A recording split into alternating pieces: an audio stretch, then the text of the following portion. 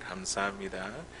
우리 하나님께서 우리의 생명을 붙드시고 또 건강을 붙드셨고 또 우리 가정을 지켜주셨기 때문에 또 일터와 또 우리 이 교회를 지켜주셨기 때문에 오늘 이 자리에 나와서 우리가 하나님 앞에 참 기쁨으로 예배할 수 있는 것입니다. 말씀을 사모하는 저희들을 위해서 우리 하나님께서 또 영의 양식으로 우리를 위해 크신 은혜를 예배하고 계신 줄로 믿습니다. 우리 9월 달에는 이제 9월부터는 성령의 열매, 성령의 9가지 그 열매들에 대해서 함께 말씀을 나누려고 준비하고 있습니다. 우리가 예수님을 믿고 예수님을 영접한 후에 우리의 삶에 놀라운 변화가 일어납니다. 그 중에 하나가 뭐냐면 우리의 성품이 변화된다는 것이죠. 예수님을 믿기 전에 나의 성품과 예수님을 믿은 후에 나의 성품이 완전히 달라지게 되어 있습니다. 내가 하는 것이 아니라 내 안에 살아계신 주님이 그렇게 우리의 성품을 변화시키시고 우리의 성품을 만들어 가시기 때문입니다. 우리 안에 맺어지는 열매 또 성품 이런 것들이 무엇일까요? 갈라디아서 5장 22절에서 23절에 있는 말씀에 보니까 그것이 성령의 열매다 이렇게 우리에게 말씀하고 있습니다. 자, 9가지 열매가 나오는데요. 혹시 기억하시는 분 계십니까? 사랑, 그 다음에 희락, 화평, 그 다음에 온유, 오래 참음, 그 다음에 자비, 양성, 충성, 절제, 이렇게 9가지 열매입니다. 우리 하나하나 참 이번 기회에 같이 한번 우리가 살펴보고 우리 모두가 이 성령의 열매, 예수님께서 맺어주시는 이 성령의 열매에 맺는 저와 여러분들의 인격 그리고 성품이 될 수 있기를 바랍니다. 우리가 구원을 받은 것과 그리고 성령의 이 열매는요, 별개의 것이 아닙니다. 다른 것이 아닙니다. 물론 이 성령의 열매가 우리의 구원의 조건은 아니지만 우리가 정말로 구원받은 자라고 한다면 우리의 삶에 우리의 성품에 확실한 증거로 나타나는 게 바로 성령의 열매입니다. 예수님을 믿고 예수님 안에 살아가는 사람은요, 그 사람의 삶의 모습에서 사랑이 넘칩니다. 그리고 항상 기쁨이 충만하고 다른 사람들과 화평을 누리며 살아갑니다. 그리고 잘 참고 또 어떤 사람도 용서하며 살아갑니다. 잘 베풀고 온유하며 매사에 자신을 절제합니다. 또 끝까지 신실한 성품을 보이게 됩니다. 이것이 바로 예수님을 믿고 변화된 사람들에게 보여지는 성품 그리고 성령의 열매들입니다. 사랑하는 성도 여러분, 저와 여러분들이 우리가 예수님을 믿고 이제 예수님 믿은 지가 우리가 1년, 2년, 정말 10년 또 20년, 몇십 년 우리 되신 분들도 계시지 않습니까? 그런 가운데에 우리에게 성품의 변화가 일어났습니까? 아무도 아멘 안 하시는 거 보니까 우리가 지금도 변화되고 있죠. 변화가 일어나고 있습니다. 우리의 삶 가운데 성령의 열매들이 맺어지고 있습니까? 우리가 이 말씀을 대하면서 혹시 이렇게 반문할 수도 있습니다. 예수님 믿으면 타고난 나의 기질, 나의 성품도 정말 변화될 수 있을까?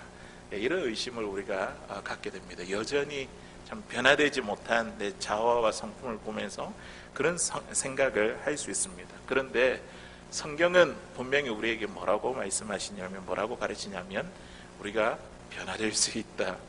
성품이 변한다. 분명히 변한다. 성령의 열매를 맺는다. 이렇게 우리에게 가르쳐주고 있습니다.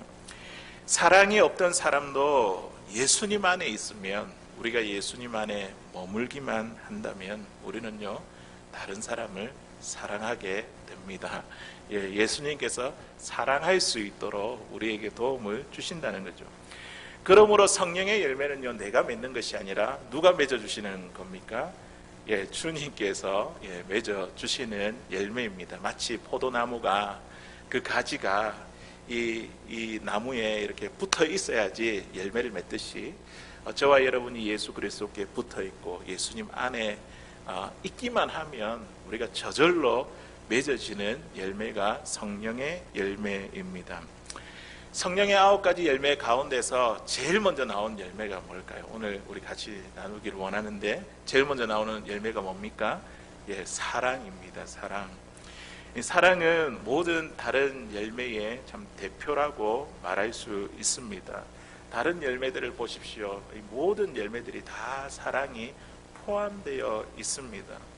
사랑이 있어야 기뻐할 수 있고, 또 사랑이 있어야 온유할 수 있으며, 사랑이 있어야 화평하고 오래 참고, 또 자비를 베풀 수 있으며 선한 일을 행할 수 있고 충성하고 절제할 수 있습니다. 그러니까 사랑이 이 모든 열매의 기초가 되고 다 포함이 되어 있습니다. 그만큼 모든 열매 가운데 으뜸이요 제일 중요한 게 사랑이라는 것이죠. 그러니까 고린도전서 13장 13절에도 보면 사도 바울이 이야기하지 않습니까? 그런즉 믿음, 소망, 사랑 이 세 가지는 영원히 있을 것인데 그 중에 제일은 사랑이라 그렇게 말씀하지 않습니까?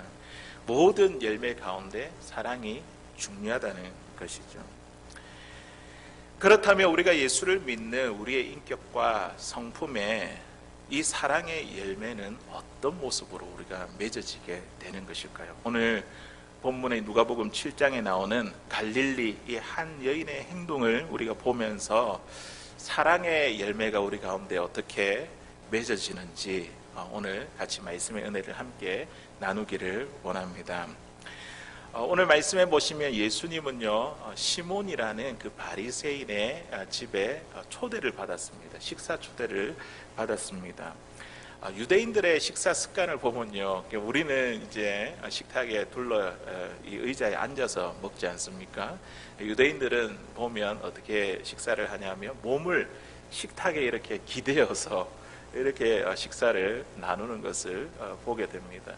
아마도 이제 발은 쭉 뻗고 몸은 테이블에 이렇게 기대어서 그렇게 식사하는 습관이 있습니다.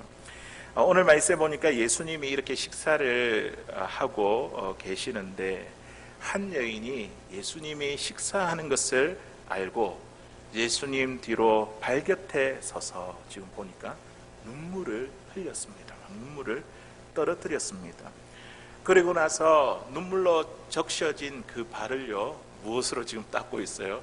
자신의 머리털로 예수님의 발을 닦고 있습니다. 그리고 그 발에 입을 맞추고 있습니다. 그런데 성경에 표현된 이 입을 맞추다 이 표현을 보니까 그냥 한 번만 맞춘 것이 아니라 계속해서 맞추기를 그치지 않으며 입을 맞추었습니다. 그리고 예수님의 발에 여인이 이 옥합이라는 정말 값지고 귀한 것을 그 향유를 예수님의 발에 부었습니다. 도대체 이 여인이 얼마나 많은 눈물을 흘렸기에 예수님의 발을 적실 수 있었을까요? 그리고 수건으로 이 예수님의 발을 닦지 않고 왜 머리털로 예수님의 발을 닦았을까요? 왜 예수님의 발에 입맞추기를 그치지 않았을까요? 여인들이 소중하게 생각하던 이 값비싼 향유를 예수님의 발에 부었을까요? 주변에 있는 사람들은 이 여인이 하는 이 행동 도무지 이해할 수가 없었습니다. 오늘 본문에 나오는 이 사건은요, 다른 복음서에 나오는 마리아가 옥합을 깨뜨리고 향유를 향유를 부은 사건과는 다른 사건입니다. 같은 사건이 아니라 다른 사건입니다. 다른 복음서에 나오는 그 사건은요, 그 장소가 베다니에 있었던 일이며, 그리고 오늘 본문은요, 이 갈릴리라는 이 동네에 시몬, 이 바리새인의 집에서 있었던 사건입니다. 그래서 복음서에 나오는 지금 다른 이 마리아가 향유 부은 사건과는 지금 별개의 사건이라는 것이죠. 오늘 읽은 말씀을 보니까 그 여인의 이름은 모릅니다. 이름은 알 수가 없습니다. 그런데 이 누가복음의 저자인 누가는요, 이 여인을 어떻게 소개를 하고 있냐면 그 동네 죄를 지은 한 여자, 그 동네에서 죄를 지은 한 여자라고 이렇게 소개하고 있습니다. 우리는 그가 누구인지 모르지만 그 동네 사람은 다 아는 거예요. 이 여자가 누구인지, 무슨 일을 하고 무슨 문제를 갖고 있는지 그 동네 사람들은 다 알고 있었습니다. 그 동네에서 죄인으로 낙인 찍힌 여인이었습니다. 그때 당시에 여인이 죄가 있었다, 죄를 지었다, 동네에 낙인이 되었다 이러면 어떤 죄인 것 같습니까? 이 여자의 직업과 부도덕한 그 행실과 관계에 있었습니다. 그것은 바로 자신의 몸을 파는 장기이거나 그와 비슷한 직업에 종사했던 여인이었다는 것이죠. 동네 사람들은요, 이 여인을 보며 늘 비난의 말로 수군거렸습니다. 그들은 이 여인을 보며 경멸의 눈빛을 가지고 나도 더럽게 될까봐, 나도 부정하게 될까봐 늘 피해 다녔습니다. 이 여인의 입장은 참 어떨까요? 사람들이 자신을 따돌리고 얼마나 큰 소외감을 느꼈을까요? 또 그리고 외로움, 죄책감과 부끄러운 가운데 살아야 했습니다. 그 어떤 누구도 이 여인에게 가까이 와서 이 여인의 이야기를 들으려 하지 않았습니다. 누구도 자신의 마음을 헤아려 주지 않았습니다. 이 여인에게도 사정이 있지 않겠습니까? 왜 장기가 되었는지, 왜 자신의 몸을 팔 수밖에 없는 그런 상황에 내몰렸는지, 참 죽고 싶을 만큼 이 여인의 인생이 참 힘들지 않았겠습니까? 그 동네에 죄인이라 낙인 찍힌 이 한 여인을 보면서요, 저는 이런 생각이 들었습니다. 이 여인만이 죄인일까? 예. 이 동네 사람들이 낙인을 찍은 그 사람들은 그러면 거룩하고 죄가 없는 사람들일까? 이런 질문을 하게 되었습니다. 하나님께서 보실 때에 어떠할까요? 예. 이렇게 죄 많은 여인이나 동네에서 낙인 찍혀있는 여인이나 그 사람들을 정죄하는 동네 사람들이나 모두 다 같은 동일한 죄인입니다. 하나님께서 보실 때에 단지 그들은 사람의 눈에 들키지 않았을 뿐입니다. 서기관들과 바리새인들이 예수님께 이 간음 현장에서 이 여인을, 한 여인을 잡아가지고 데려왔습니다. 예수님의 이야기를 듣기 위해서 어떻게 이것을 모세의 율법에는 돌로 쳐 죽이라고 했는데 예수님께서 어떻게 하는지 시험하기 위해서 이 여인을 데리고 왔습니다. 그때 예수님께서 굉장히 유명한 말씀을 하지 않습니까? 뭐라고 하십니까? 너희 중에 죄 없는 자가 먼저 돌로 쳐라. 이 말씀에 찔림을 받은 사람들이, 서기관들, 바리새인들, 돌을 치려고 이렇게 손을 들었던 그 사람들이 하나 둘씩 돌을 든 그 손을 내려놓고 그 현장을 떠나갔습니다. 서기관들과 바리새인들, 그리고 돌을 던지려고 이렇게 했던 그 무리들은요, 그들에게 죄가 없겠습니까? 그들은 사람들에게 들키지 않았을 뿐 하나님께서 보시기에 다 죄인이라는 것이죠. 예수님은요, 죄 많은 이 여인의 행동을 보고 아무런 제재를, 아무런 조치를 취하지 아니하셨습니다. 그녀를 물리치지도 아니하셨고, 그리고 피하지도 아니하시고 그냥 가만히 계셨습니다. 그녀의 행동을 다 용인하셨습니다. 그 섬김 하나하나를 예수님이 다 받으셨습니다.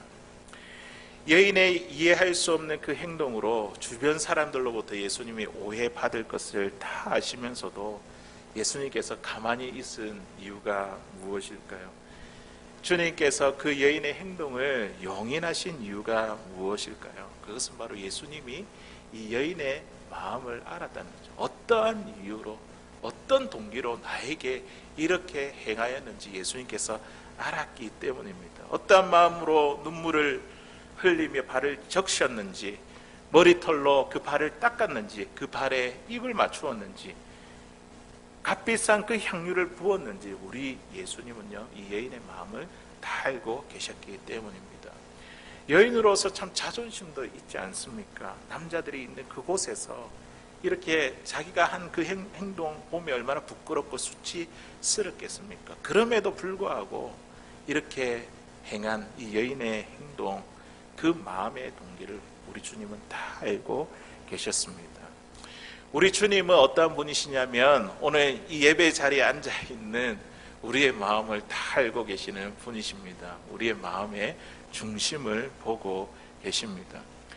눈에 보이는 결과가 중요한 것이 아니라 어떤 동기로, 어떤 마음으로 이러한 일을 행했는지 우리 예수님은 중요하게 그것을 보고 계십니다. 호세아서 6장 6절에 있는 말씀에 보니까요, 하나님의 이 마음을 선포하고 있는데요. 우리 같이 한번 읽어보겠습니다. 시작. 나는 인애를 원하고 제사를 원하지 아니하며 번제보다 하나님을 아는 것을 원하노라. 아멘. 우리 한 번 더 읽어볼까요? 나는 인애를 원하고 제사를 원하지 아니하며 번제보다 하나님을 아는 것을 원하노라. 아멘. 예, 하나님이 원하시는 게 뭡니까? 보니까 인애라고 이렇게 돼 있고, 또 하나님이 원하시는 것이 또 뭐라고요? 하나님을 아는 것. 그러면 하나님이 원하지 않는 건 뭐라고 했습니까? 제사, 번제 이렇게 이야기했는데, 왜 하나님께서 이러한 이야기를 하셨을까요? 왜 이스라엘 백성들에게 이러한 이야기를 하셨을까요? 그들은요, 우상을 섬기고 하나님 말씀에 떠나 온갖 나쁜 짓을 다 하면서도 그들은요, 여호와의 절기를 지켰습니다. 제사하고 번제했습니다. 이 하나님이 마음이 없는, 그런 상한 마음이었고 하나님을 사랑하는 그 마음 없이 드리는 그 예배 싫어하시고 받지 않으신다는 그 이야기죠. 겉모습뿐이며 외식적인 모습으로 마음에 없는 이 제사를 미워하신다는 뜻입니다. 우리 하나님은요, 정말 인애, 하나님을 뜨겁게 사랑하는 마음을 가지고, 그런 마음의 동기를 가지고 하나님을 알고자 하는 그 진실된 마음을 가지고 하나님을 예배하고 섬기는 자, 그 사람의 예배를 받으신다는 거죠. 오늘 이 여인이 그렇다는 겁니다. 여인이 정말 진실된 마음을 가지고 예수님을 뜨겁게 사랑하는 마음을 가지고 그 발에 눈물을 흘리고, 그리고 머리털로 그 발을 닦고, 그리고 또 어떻게 했습니까? 입 맞추고, 그리고 향유를 부었던 그 여인의 모습, 그 행위를 예수님께서 기쁘시게 받으셨다는 것입니다. 죄 많은 여인이 지금 예수님께 최고의 예배를 드린 거죠. 왜냐하면 예수님께서 자기에게 용서해 주신, 이 죄를 용서해 주신 은혜가 너무나 크기 때문에, 이것이 바로 예수님을 만나 변화된 죄 많은 여인의 사랑의 열매입니다. 우리가 하나님 앞에 예배할 때에 우리도 이런 마음을 가지고, 이런 동기를 가지고 하나님께 예배해야 하지 않겠습니까? 우리에게 베풀어 주신 그 은혜가 너무 크기 때문에, 내가 많은 죄가 있었지만 그 죄를 용서받은 그 은혜 때문에 내가 그 큰 사랑을 가지고 하나님께 진심으로 마음을 다해서 드리는 이 예배, 우리 주님은, 우리 하나님은 그것을 용인하시고 결과가 어떻든지 간에 그 마음의 중심을 보시고 기쁘시게 그 예배를 받아 주십니다. 이에 반해서 오늘 이 바리새인 시몬의 태도는 어떠합니까? 예수님을 존경해서 참 선지자라 생각해서 그의 집에 초대했지만 그는 역시 다른 바리새인들과 다를 바가 없었습니다. 그는 율법을 엄격하게 지키는 사람으로 윤리적으로 자기 스스로를 참 깨끗하다 그렇게 생각했던 사람이었습니다. 그렇기 때문에 지금 그 동네에서 다 알고 있는 이 죄 많은 여인이 자기 집에 있다는 그것 자체가 너무나 불쾌했습니다.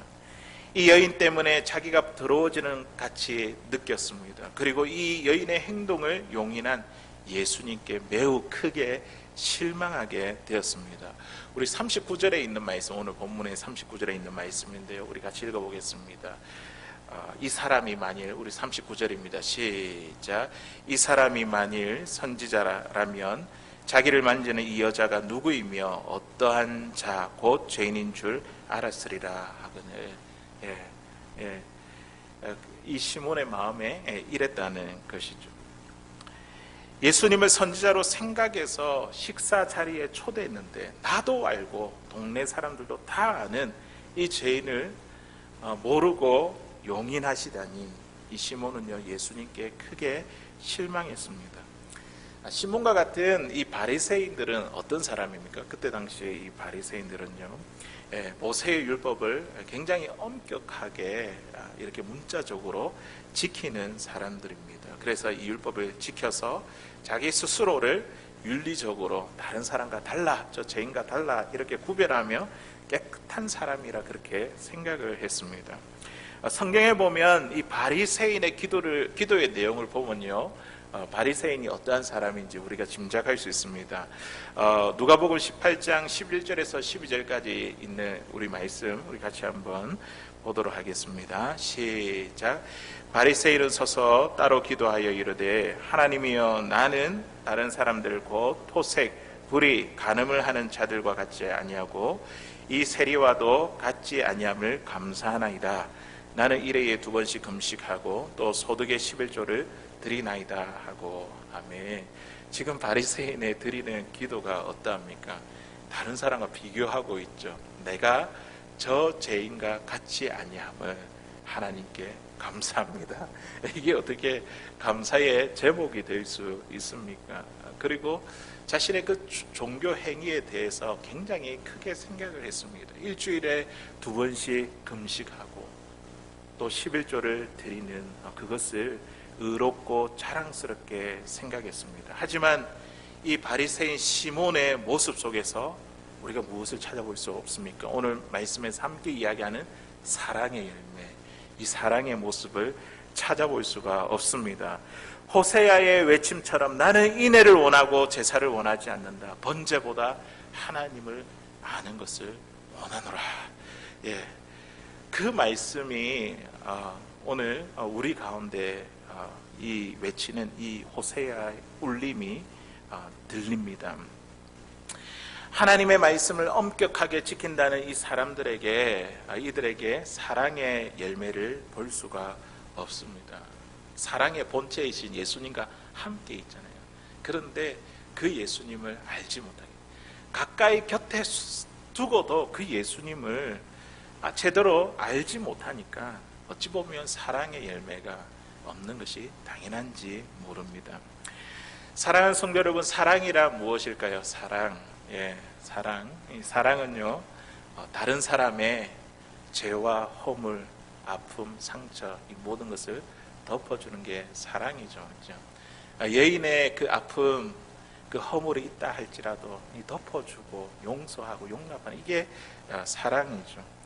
그리고 이 사랑은요, 여기에 더 나아가 우리 주님께서 요구하시는 사랑은요, 원수에게까지 이르는 사랑입니다. 나를 박해하는 자를 위해서 기도해라고 그렇게 말씀합니다. 마태복음 5장 44절에 있는 말씀 보니까요, 나는 너희에게 이르노니 너희 원수를 사랑하며 너희를 박해하는 자를 위하여 기도하라.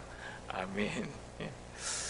사랑하는 성도 여러분, 저와 여러분들이 지금 사랑하고 있는 사람은 누구입니까? 우리는 보통 사랑 이렇게 생각하면 연인을 생각하거나 아니면 내 가족인 부모, 그리고 형제들, 그리고 나의 자녀들, 또 우리 조부모님, 또 친척들, 이렇게 우리가 생각을 하죠. 우리는 사랑하는 사람들에게 어떻게 기꺼이 내가 가지고 있는 것을 내어줄 수 있습니다. 특별히 누구에게요? 자녀들에게. 자녀들에게서만큼은 그 어떤 사랑보다 우리는 더 크다는 것을 잘 알고 있습니다. 내가 덜 먹고 그리고 입을 것이 없어도 자녀들에게는 더 좋은 것, 더 많은 것을 챙겨주고 싶은 것이 부모의 마음이지 않습니까? 우리가 가족이 아니라 할지라도 또 우리에게 유난히 아끼는 친구들이 있을 것입니다. 그 친구는 어떤 부탁을 들어줄 만큼 참 신뢰하는 그 사람도 우리 가운데 있습니다. 그런데 우리가 이러한 사람을 사랑한다고 우리가 사랑의 열매를 맺었다고 그렇게 말할 수 있을까요? 물론 우리가 가족들과 친구들에게 헌신적인 사랑을 베풀고 또 우리 주위에 있는 어려운 성도들을 도와주고 있으니 우리는 사랑의 열매를 맺고 사랑을 실천하고 있다고 우리는 이야기할 수 있습니다.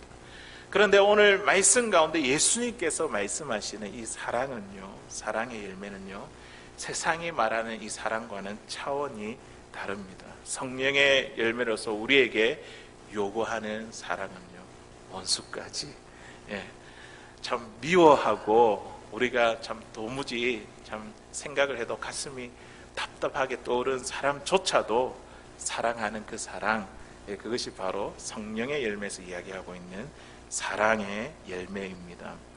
우리 예수님께서 이렇게 말씀하셨습니다. 요한복음 13장 34절에 있는 말씀에 보니까 내가 너희를 사랑한 것 같이 너희도 서로 사랑하라.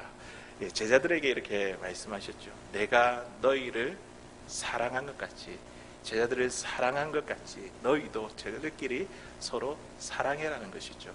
다시 말해서 예수님께서 우리에게 말씀하실 때 내가 너희를, 나를 사랑한 것 같이 너희도 너희 주변에 있는 사람을 사랑해라.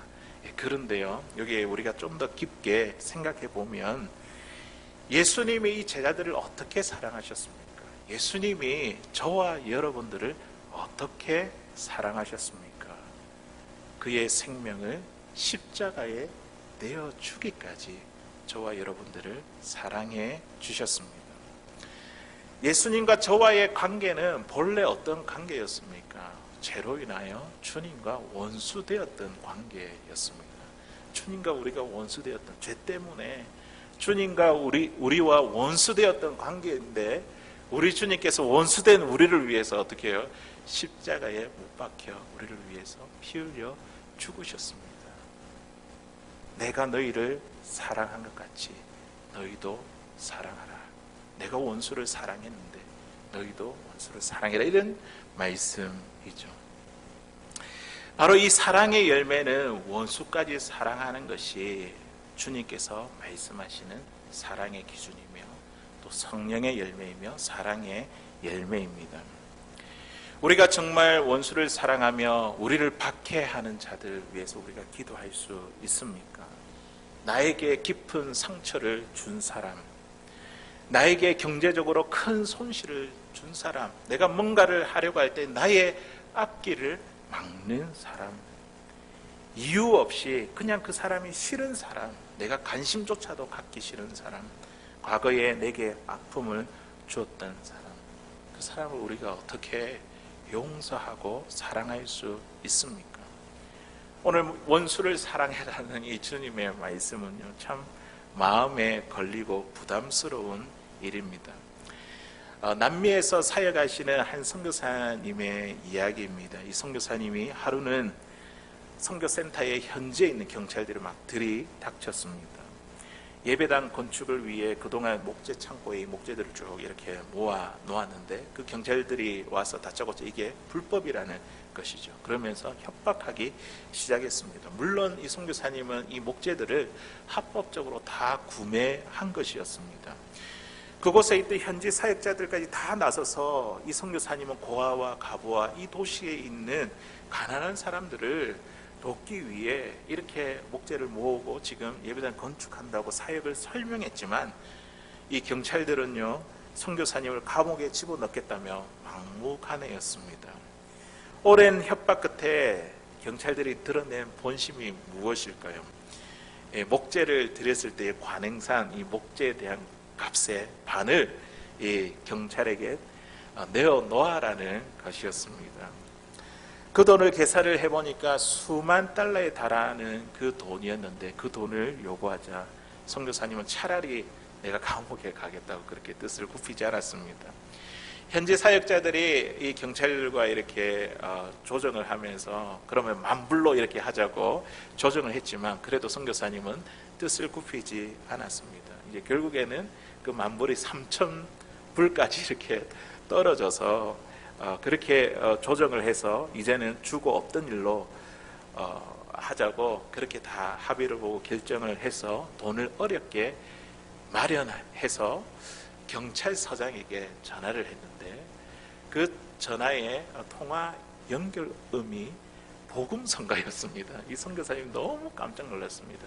지금 우리 미국에는 이 전화를 하면 신호음이 두두하고 이렇게 가지만 옛날에 이제 한국에도 그렇고 신호음을 막 바꿀 수 있거든요. 그런데 이 경찰서장이 보니까 신호음이 복음성가였습니다. 찬양이었습니다. 선교사님이 그 찬양 소리를 듣고 가슴이 무너졌습니다. 이분이 보통 믿음이 아니고는 이렇게 통화 연결음으로 복음성가를 쓰지 않았을 것인데 복음성가로 해놓았다면 나름대로 신실한 크리스찬일 텐데 어떻게 나에게 우리에게 이렇게 할 수 있는가? 이 선교사님은요, 나무 목재를 옮기면서 참 큰 비명을 질렀습니다. 세상에 이럴 수가, 내가 이러려고 이 대접받으려고 온몸이 망가지고 부서져라 이렇게 사역을 했던가. 그런데 그 가운데서 주님께서 이 선교사님에게 들려주시는 음성은 무엇이냐면, 사랑할 수 없는 그 사람들을 사랑하라, 이 음성을 들려주셨습니다. 그러면서 이 선교사님 자신의 일기에 이렇게 적었습니다. 그런데도 이들을 사랑해야 한다는 마음을 인간이기 때문에 도저히 내 힘으로 채울 수 없어서 주님의 이름을 눈물로 부릅니다. 이게 우리 실제적으로 참 우리의 마음이지 않습니까? 사랑해야 되는 거 우리가 알면서도 안 되잖아요. 그런데 그게 내가 하는 것이 아니라 누가 한다고요? 내 안에 있는 예수님께서 그렇게 하게 만들어 주십니다. 주님께서 우리에게 서로 사랑하라고 하신 명령은요, 내 힘으로 하라고 하신 말씀이 아닙니다. 내가 너희를 사랑한 것 같이. 여기에 이제 답이 있지 않습니까? 예수님의 그 사랑, 내가 너희를 사랑했잖아. 십자가에서 내가 죽기까지 너희를 사랑했잖아. 내가 베푼 사랑 때문에 나로 인해서 너희가 서로 사랑하게 될 것이야. 이 말씀이죠. 예수님께 붙어 있기만 한다면, 우리가 예수님 안에 머물러 있고 그 주님을 바라보기만 한다면, 우리 주님이 너를 사랑하는 사람으로 만들어주겠다는 그 약속의 말씀입니다. 원수도 사랑하게 되는 이 사랑의 열매는요, 내가 맺는 것이 아니라 누가 맺어주시는 것이라고요? 예수님이, 우리 주님이, 내 안에 계신 주님이 맺어주시는 성령의 열매입니다. 사랑하는 성도 여러분, 사랑은요, 우리 기독교의 신앙의 핵심입니다. 핵심. 사랑으로 소문난 사람이 진짜 그리스도인입니다. 사랑으로 소문난 교회가 진짜 예수님의 교회입니다. 내가 예수님을 제대로 믿는지 안 믿는지 우리는요, 우리 주위 사람들에게 한번 물어봐서 점검해 보면 압니다. 내가 사랑으로 소문이 났는지 점검해 보면 알 수 있습니다. 예수 믿는 사람의 가장 놀라운 특징이 바로 사랑이기 때문입니다. 예수님은요, 이 사랑이 없는 이 시몬에게 두 빚진 자의 비유를 들려주셨습니다. 죄 많은 이 여인의 행동을 설명하기 위함이죠. 그리고 시몬의 비뚤어진 시선을 고쳐주기 위함이었습니다.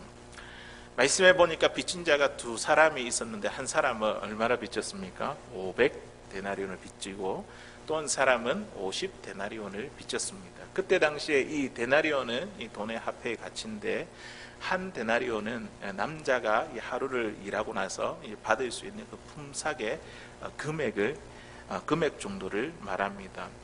오늘 예를 들어서 우리가 하루 일을 했는데 100불을 번다, 이렇게 우리가 가정을 했을 때에, 그렇다고 한다면 두 사람이 갖고 있는 빚은 어느 정도 되었습니까? 500데나리오니까 한 5만 불, 그리고 50데나리오니까 한 5천 불 정도 되지 않겠습니까? 이 빚진 자들은요, 자신의 빚을 감당할 수가 없었습니다. 그래서 주인이 어떻게 했냐면, 이 두 사람 다 자신이 갖고 있는 모든 빚을 다 탕감해 주었습니다. 그리고 나서 이 이야기를 들려준 다음에 예수님께서 시몬에게 이렇게 물었습니다. 이 두 사람 가운데에 누가 더 주인을 사랑하게 되겠느냐? 누가 더 주인을 사랑하게 되겠습니까?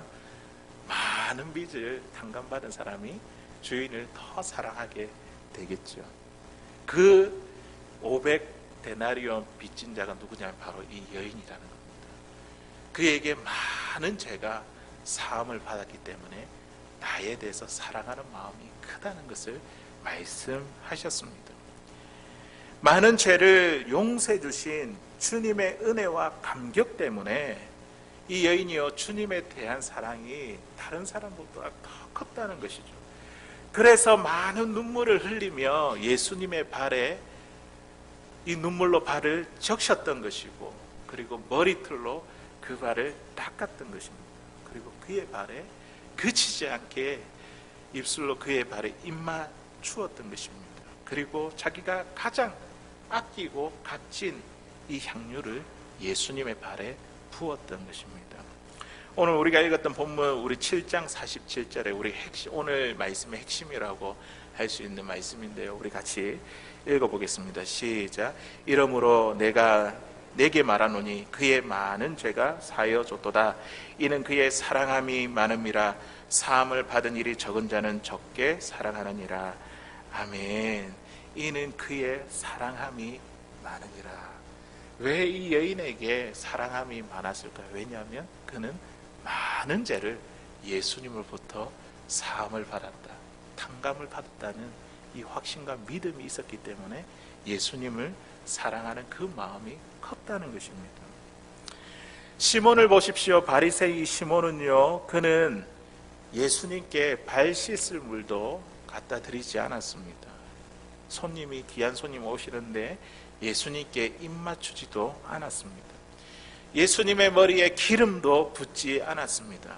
그가 죄를 탕감받은 그 은혜를 모르기 때문에 그에게 있어서 사랑의 열매가 없었던 것입니다. 사랑하는 성도 여러분, 이 500데나리온의 많은 빚을 탕감받은 자가 여기에 앉아있는 저와 여러분들이 아닙니까? 이 여인처럼 많은 죄를 탕감받은 자가, 이 여인이 여기 앉아있는 저와 여러분들이 아닙니까? 우리에게 있는 죄를 한번 생각해 보십시오. 우리에 있는 그 죽음의 문제를 생각해 보십시오. 우리는요, 그것을 우리의 힘으로, 노력으로 우리는 제거할 수 없고 청산할 수 없습니다. 갚을 수가 없습니다. 그런데 우리 예수님께서 십자가에서 우리의 이렇게 많은 죄를 다 탕감해 주셨습니다. 우리 모두는요, 예수님께 사랑의 빚을 졌습니다. 사랑의 빚. 많은 죄를 탕감해 주신 그 은혜를 우리가 알면 알수록요, 우리는 어떻게 해요? 이 여인처럼요, 예수님에 대한 사랑의 마음이 더 커집니다. 그래서 우리 주님께 내 시간, 내 물질, 내 건강, 힘, 능력 다 드려도 우리가 아깝지 않은 것입니다. 오히려 주님께 드려지는 이 삶 때문에 내 삶의 기쁨과 감사가 넘치게 됩니다. 이것이 바로 예수님께서 우리의 삶에 맺어주시는 사랑의 열매입니다. 인도로 선교사님을 파송받은 이제 어떤 선교사님이 이제 선교지로 막상 떠나려고 하니까 참 그 마음에 참 두려움과 부담감이 일어났습니다. 그래서 자신에게 굳은 결단이 필요하고 참 비장한 각오가 참 필요하다, 이런 생각을 하며 자신의 약함을 두고 하나님께 이렇게 기도했습니다. 주님, 나를 강하게 해 주시옵소서. 나를 강하게 해 주십시오. 계속 강하게 해달라고 기도를 드렸습니다. 그러면서 주님께 이런 생각이, 질문이 들었습니다. 주님, 강한 게 뭔가요? 실컷 강하게 해달라 해놓고는 주님, 강한 게 뭔가요? 이렇게 물으며 기도를 하고 있는데 주님께서 아가스에 있는 말씀을 생각나게 해주셨습니다. 아가스 8장 6절에 있는 말씀인데, 우리 같이 읽어볼게요. 시작. 너는 나를 도장같이 마음에 품고 도장같이 발에 두에, 사랑은 죽음같이 강하고 질투는 수월같이 잔인하며 불길같이 일어나나니 그 기세가 여호와의 불 같으니라. 아멘. 이 말씀을 생각하면서 주님, 강한 것이 무엇입니까? 강한 것이 사랑이다 라는 답을 해 주셨습니다. 그래서 그 사랑이 무엇인가 깊이 묵상을 해보니까 자기 안에 있는 예수 그리스도가 사랑이시라는 것을 그가 깨닫고 이 선교사님의 마음에 담대함을 얻게 되었습니다. 사랑하는 성도 여러분, 사랑은요 죽음보다 강합니다. 우리 예수님이 그랬지 않습니까? 우리를 사랑하기 때문에 자신의 목숨을 던져버렸습니다. 그런데 그것으로 인하여 우리 모두가 다 살게 되었습니다. 사랑은 죽음보다 강합니다. 이 사랑의 열매를 우리의 삶 가운데 맺어주시겠다고 우리 주님께서 오늘 저와 여러분들에게 약속하고 있습니다. 죽음보다 강하신 그 사랑, 그 사랑의 본체이신 예수님이 우리 안에 살아 계시기 때문에 우리가 주님께 붙어 있고 주님께 머물러 있기만 한다면 우리의 삶 가운데 하나님을 사랑하는 이 사랑의 열매, 그리고 우리 수평적으로 우리의 이웃들을, 우리 주변에 있는 사람들에게 사랑하는 이 사랑이 저절로 이렇게 사랑의 열매가 맺어지게 된다는 것입니다. 이 여인처럼 우리도 예수님의 발에 많은 눈물을 흘리고 그 발에 입을 맞추며 값비싼 향유를 부인 이 여인처럼 우리가 더 큰 사랑을 가지고 하나님 앞에 우리가 최선의 예배를 드릴 수 있게 되는 것입니다. 이게 사랑의 열매죠. 그리고 원수까지 사랑하고 박해하는 자들을 위해서 기도하기까지 다른 사람을 용서하고 살아갈 수 있도록 그 이웃에 대한 사랑의 열매를 우리 주님께서 맺게 해 주실 것입니다. 이것이 바로 오늘 우리 주님께서 우리에게 약속한 사랑의 열매입니다. 사랑으로 소문나는 성도, 또 사랑으로 소문나는 우리 덴버 소망교회, 정말 예수님의 교회, 예수님의 사람이 될 수 있기를 주의 이름으로 간절히 소원합니다.